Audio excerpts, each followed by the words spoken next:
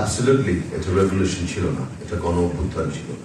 মানুষের যে ক্ষোভ, এই যে ফ্যাসিস্ট একটি ডাইনি ফ্র্যাঙ্কেনস্টাইন শেখ হাসিনা এবং তার সরকারের প্রতি, সেটার বহিঃপ্রকাশ কিন্তু হয়েছে 5 আগস্ট। সর্বস্তরের জনগণ নেমে এসছে তাকে বিতাড়িত করার জন্য, পালিয়ে যেতে হয়েছে। দাম্ভিকতা সেটা এখনো কমেনি। আজকে আসার পথে শুনলাম বলছে যে ওই যে শয়তান পাকড়াও যেটা হচ্ছে ডেভিল হান্ট, সেইখানে বললো যে লিস্ট করে রাখো, গোপালগঞ্জে দেওয়া হয়েছে শিবির আর ছাত্র দলের ওসি ইউনো এদেরকে প্রত্যেকের লিস্ট করো, আমরা 1 মাসের মধ্যে ক্ষমতায় আসছি এবং এদেরকে যথাযথ বিচার করা হবে। শি স্টিল সেইং দ্যাট, মানে একটা রিমোর্স, যে অনুশোচনা পর্যন্ত নেই। আমি 2 দিন আগে একটা স্টেটাস দিয়েছিলাম যে বাংলাদেশের নাকি 700-800 আয়নাঘর আছে, সবগুলো আয়নাঘরকে অস্থায়ী কারাগার ঘোষণা করা হবে এবং এই আয়নাঘরে আওয়ামী লীগের যারা দোষর এবং আওয়ামী লীগের যেই যাদেরকে ধরা হয়েছে তাদেরকে রাখা হোক।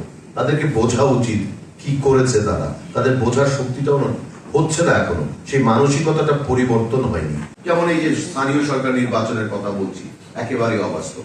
এই মুহূর্তে সেটা একেবারেই সম্ভব না, কাঠামোটাই আমাদের এখনো তৈরি হয়নি। Police reluctant to go and perform, উপজেলা লেভেলে যারা আছেন বা স্থানীয় সরকার লেভেলে যারা আছেন তারা পারফর্ম করছে না। এই যে দোষরদের কিন্তু এখনো সরানো হয়নি।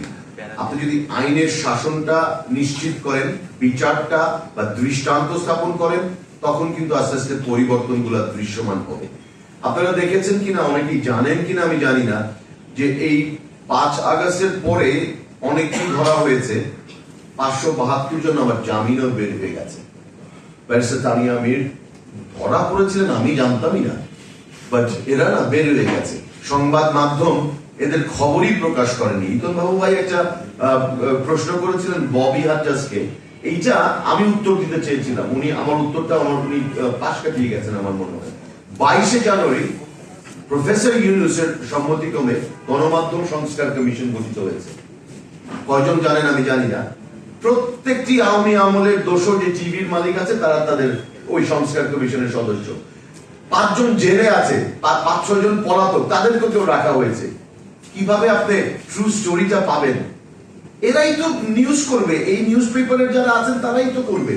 তো এইখান থেকে পরিত্রাণ পেতে হলে যেটা দরকার, আসলে একটু আমাদের চিন্তাধারার যে পরিবর্তনটা আনতে হবে। ইউনূস সাহেবের সমালোচনা আমরা করছি, ডেফিনেটলি করব। ছাত্র 3 জনের কথা বললে যে তারাই অনলি কেপেবল, নো। এই পুরা উপদেষ্টা মণ্ডলীটাই তো একটা অথর্ব উপদেষ্টা পরিষদ। উনি ছাত্রদের কথা বলেন, আরে ভাই এখানে তো ছাত্র কেউ নাই প্রথমত। আর তরুণদের কথা বলেন, তারাই বাংলাদেশটাকে পাল্টায় দিল, উনি কথা বলেন। ওনার বয়স 84, ডিসফাংশনাল হয়ে যায় একটা মানুষ 70-এর পরে। আর ওনার গড় এই উপদেষ্টাদের বয়স হয়তো বা 65। তরুণ কোথায় এখানে? আমি তো তরুণ দেখি না।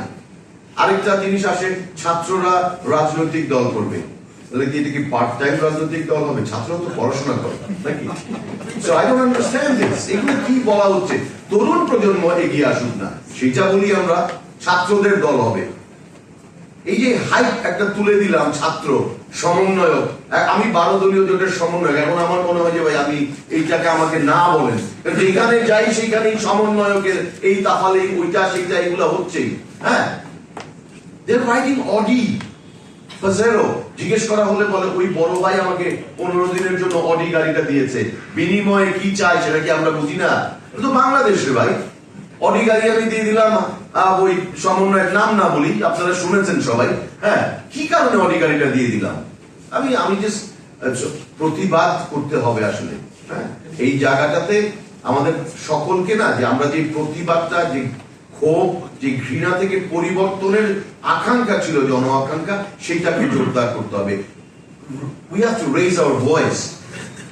ওয়াজেদ ভাই বা স্যার মাহবুব রহমান স্যার, আপনারা যারা আছেন সমাজের সেই সুশীল, বা আমি সুশীল না বললেও যারা রাষ্ট্রটাকে নিয়ে চিন্তা করেন, সমাজটাকে নিয়ে চিন্তা করেন, রাজনৈতিক, আপনি নিজেই পলিটিক্যাল সায়েন্সের একজন শিক্ষক, you guys have to speak up.